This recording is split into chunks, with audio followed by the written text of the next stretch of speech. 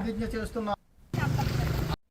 వరంగల్ జిల్లాలో తెలంగాణ రాష్ట్ర ఆవిర్భావ దినోత్సవ వేడుకల్లో ఉద్యమకారుల సంఘం నిరసన చేపట్టింది. ఎన్నికల ముందు కాంగ్రెస్ ప్రభుత్వం ఇచ్చిన హామీలను వెంటనే అమలు చేయాలని సంఘం అధ్యక్షులు మారుపల్లి రవి అచ్చ విద్యాసాగర్ డిమాండ్ చేశారు. కిలా వరంగల్ కోట నుంచి అమరవీరుల స్తూపం వరకు ర్యాలీగా వచ్చిన ఉద్యమకారులు వేడుకల వద్ద నిరసన తెలిపారు. పోలీసులు వారిని అడ్డుకోగా మంత్రి ఎదుట కూడా తమ ఆవేదన వ్యక్తం చేశారు. హామీలు అమలు చేయకపోవడంపై ఆగ్రహం వ్యక్తం చేశారు. మమ్మలను ఆ టెంట్ కింద కూర్చోండి డిస్టర్బ్ అయితే పోతే మిమ్మల్ని మంత్రిని కన్వనిస్తా వారు పోయేటప్పుడు మిమ్మల్ని కంపల్సరీగా మీ దగ్గరికి వచ్చి వినతి పత్రం తీసుకొని వచ్చి 2 గంటలు మాకు టెంట్ కింద కూర్చొని పెట్టడం జరిగింది.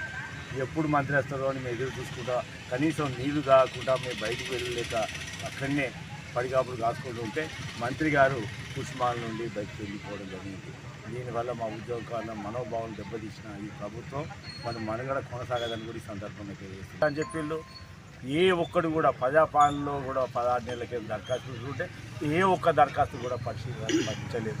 ఇవాళ కార్యాపణ చేయడానికి కేశవరావు కమిటీ వేయడం జరిగింది.